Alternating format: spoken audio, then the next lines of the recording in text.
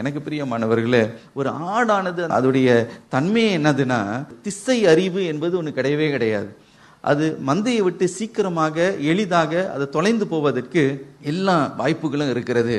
ஆகவேதான் மந்தையில் இருக்கிற ஆடில் பார்த்தீங்கன்னா கூட பார்த்து பார்த்து பராமரித்து அதை கூட்டு போவாங்க. இல்லைன்னா 1 2 எங்கேயாவது என்ன பண்ணிடும், எங்கேயாவது மேய்ஞ்சிட்டு தான் பராக்கு பார்த்துட்டு அப்படியே ஆன்னு சுற்றிக்கிட்டு இருக்கோம். அதுக்குள்ளே இந்த மந்தையை எங்கேயாவது போயிட்டு இருக்கோம்.